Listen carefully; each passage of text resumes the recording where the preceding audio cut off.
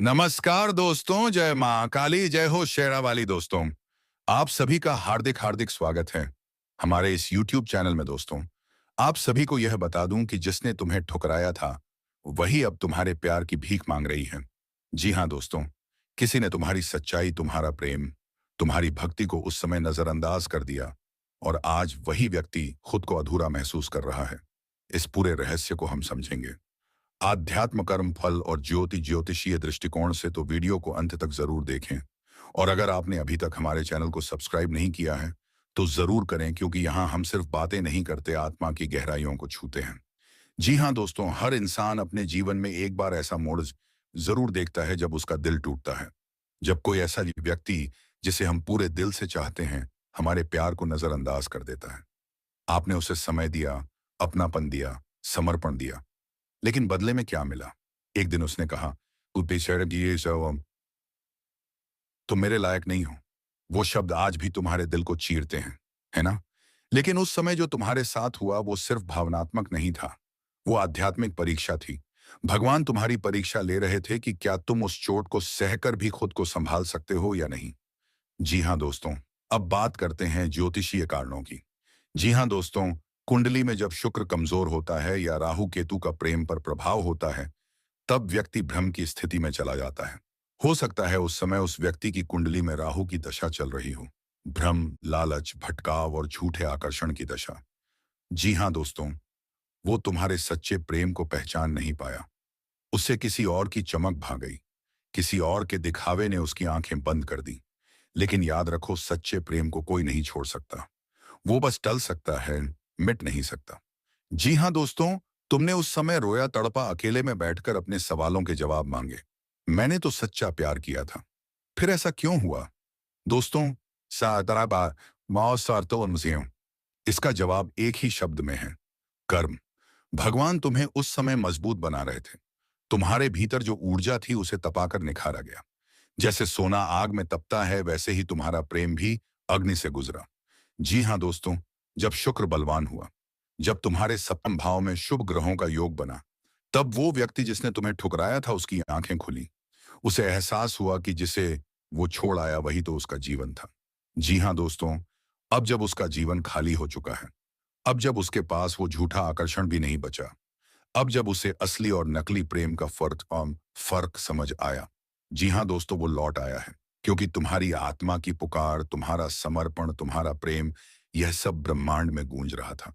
और ब्रह्मांड ने उस तक तुम्हारी भावना पहुंचा दी। तुम्हारा सब्र, तुम्हारी सच्चाई, तुम्हारा धैर्य, यह सब मिलकर एक ऐसी शक्ति बन गए जिसने उस इंसान को झुका दिया। जी हाँ दोस्तों, अब सवाल आता है, क्या जो व्यक्ति तुम्हें ठुकरा चुका था उसे माफ कर देना चाहिए? जी हाँ दोस्तों, यहाँ निर्णय बुद्धि से नहीं, आत्मा से लेना होगा। अगर तुम्हारे मन में अब भी प्रेम है, लेकिन बिना अपेक्षा के, अगर तुम्हारे भीतर माफ करने का साहस है,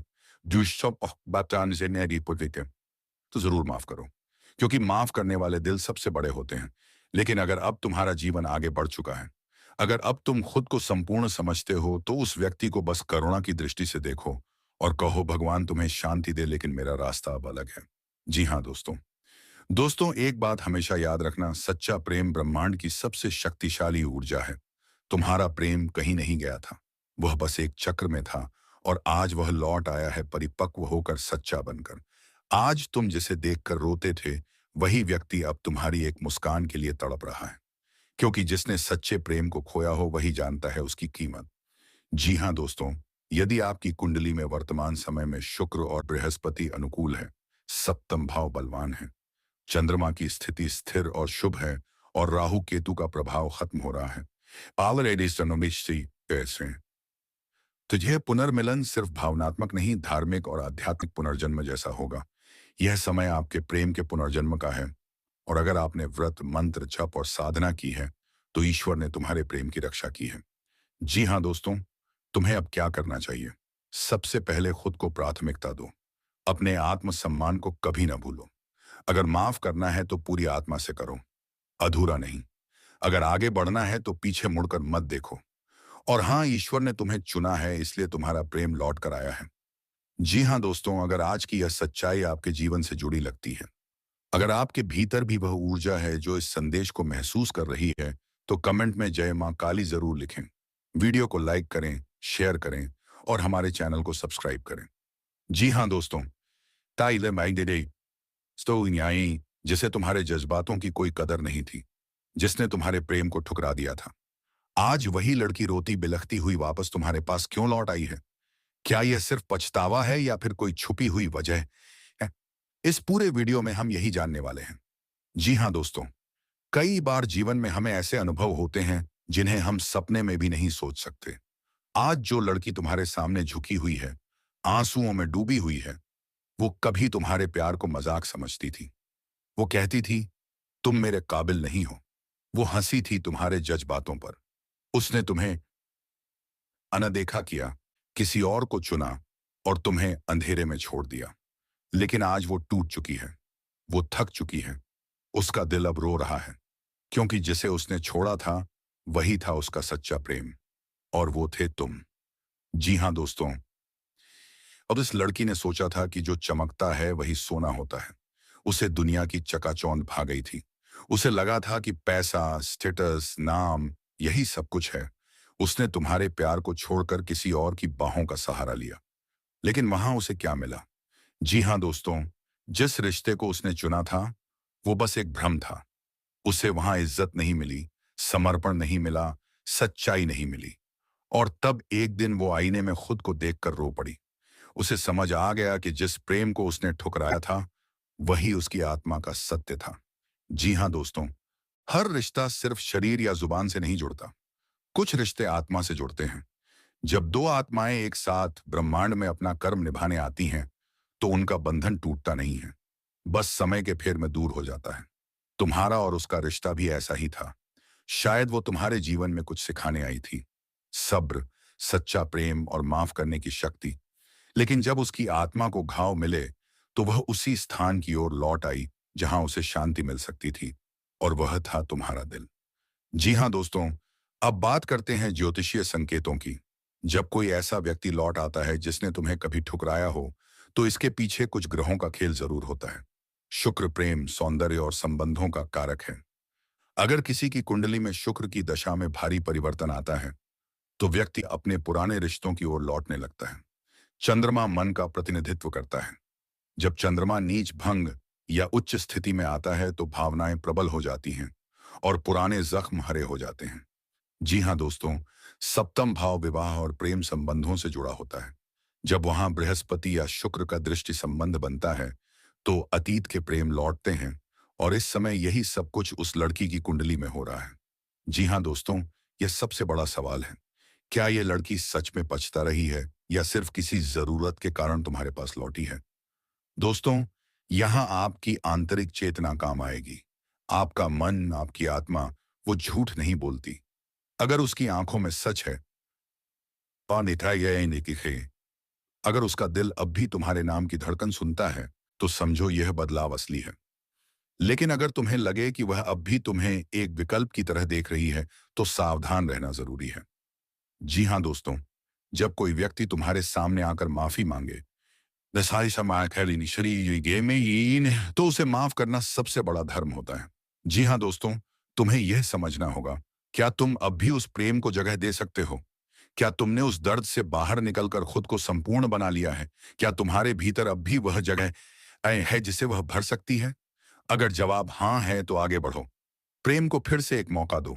लेकिन इस बार आत्मसम्मान के साथ। अगर जवाब ना है तो उसे आशीर्वाद दो और अपने रास्ते बढ़ो, क्योंकि तुमने अपने जीवन में प्रकाश पा लिया है।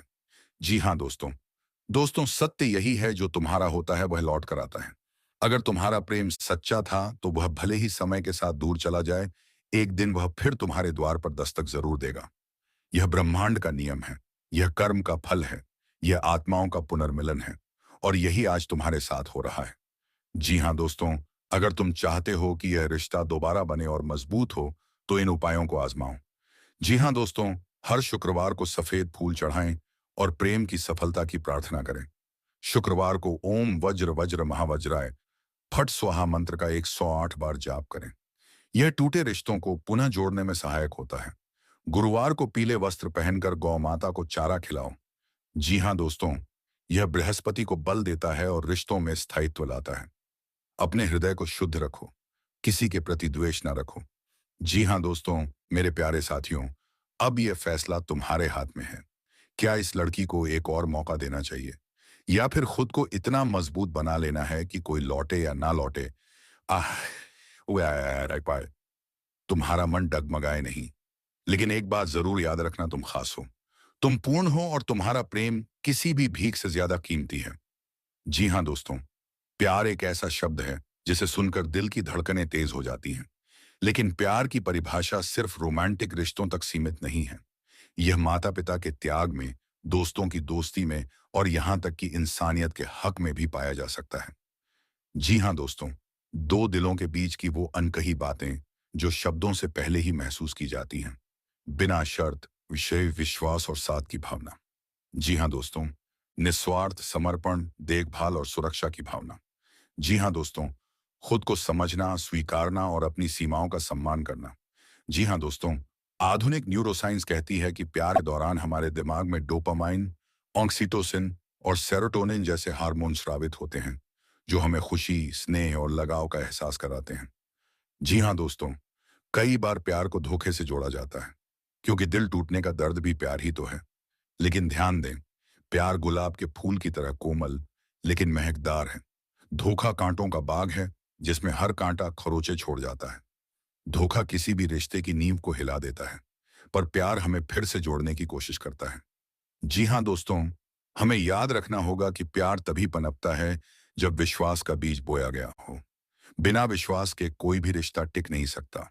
सच बोलना और छुपाना छोड़ देना, अपने अहंकार को प्यार के आगे झुकाना, खुशियों और दुखों में साथ निभाना।